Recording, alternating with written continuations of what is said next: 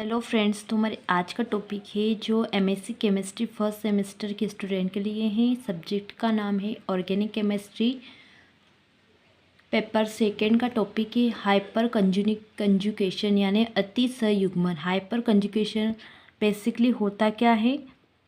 यह स्टेप बेथर्स-नेथन द्वारा दिया गया था, इसलिए इसे बेकर-नेथन इफेक्ट कहा जाता है।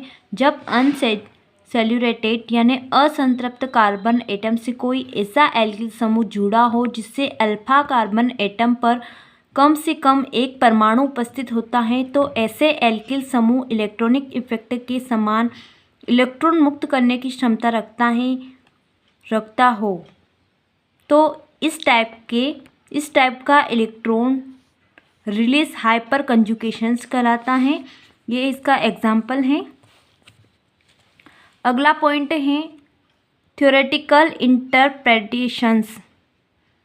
हाइपर कंजुगेशंस की व्याख्या निम्न दो सिद्धांत के द्वारा की जाती है। इसमें फर्स्ट है रिसोनेंस, यानी हाइपर कंजुगेशंस की व्याख्या रिसोनेंस के रूप में की जा सकती है। फॉर एग्जाम्पल, प्रोपीन को निम्न अनुनादी संरचनाओं का अनुनादी संकर कहा जा सकता है।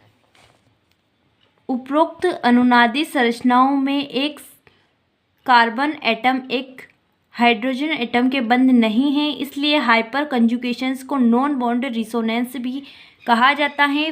सेकेंड है एमओटी मॉलिक्यूल ऑर्बिटल थ्योरी। इसके अनुसार हाइपर कंजुगेशंस में इलेक्ट्रॉन एस का डिलोकेलिसेशंस सी डबल बॉन्ड के पाई मॉलिक्यूल्स ऑर्बिटल तथा अल्फा कार्बन एटम की CH बॉन्ड के MOS के मध्य होता है।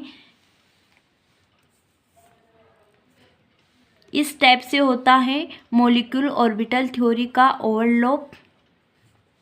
अगला है structural requirement of hyper conjugations. Compound में sp² संकरित C कार्बन होने चाहिए। sp² हाइब्रिड कार्बन में अल्फा कार्बन एटम